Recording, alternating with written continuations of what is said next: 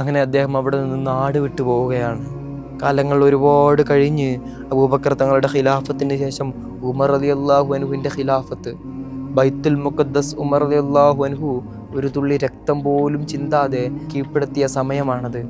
പ്രവാചകർ സ്വല്ലല്ലാഹു അലൈഹി വസല്ലമ തങ്ങളുടെ മുൻപുണ്ടായിരുന്ന കൽപ്പനകൾ പോലെ ബൈത്തുൽ മുഖദ്ദസ് മുസ്ലിങ്ങളുടെ കയ്യിൽ വന്നിരിക്കുന്ന സമയമാണ്.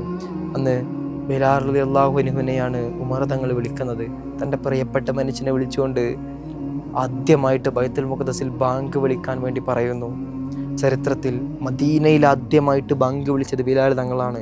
മക്കയിൽ, ബൈത്തുൽ മുഖദ്ദസിൽ, സിറിയയിൽ, ഇവിടെ എല്ലാം ആദ്യമായിട്ട് ബാങ്ക് വിളിച്ചത് ബിലാൽ റളിയല്ലാഹു അൻഹു ആയിരുന്നു. ഒരു ദിവസം നബിയെ സ്വപ്നത്തിൽ കാണുന്നുണ്ട്. എന്താണ് ബിലാൽ, നീ ഇപ്പോൾ മദീനയിലേക്കൊന്നും വരാത്തത്, എന്നെ കാണണ്ടേ എന്ന് ചോദിക്കുന്ന പ്രവാചകനെ കണ്ട ദിവസം, പിറ്റേ ദിവസം തന്നെ മദീനയിലേക്ക് പുറപ്പെടുകയാണ്. അവിടെ എത്തി പ്രവാചകന്റെ പ്രിയപ്പെട്ട പേരക്കിടാങ്ങളായിരുന്ന ഹസൻ, ഹുസൈൻ റളിയല്ലാഹു അൻഹുമ അവരുടെ നിർബന്ധത്തിൽ വഴങ്ങിയിട്ട് ബിലാൽ തങ്ങൾ അന്ന് ബാങ്ക് വിളിക്കാൻ വേണ്ടിയിട്ട് പള്ളിയിലേക്ക് ചെല്ലുന്നുണ്ട്. ബിലാൽ തങ്ങളുടെ ബാങ്ക് വിളി കേട്ടപ്പോൾ മദീനയിലുണ്ടായിരുന്ന മുഴുവൻ ആളുകളും അവരുടെ പ്രവാചകന്റെ ഓർമ്മകളിൽ അവരേക്ക് അലയടിച്ചു വരുന്നു.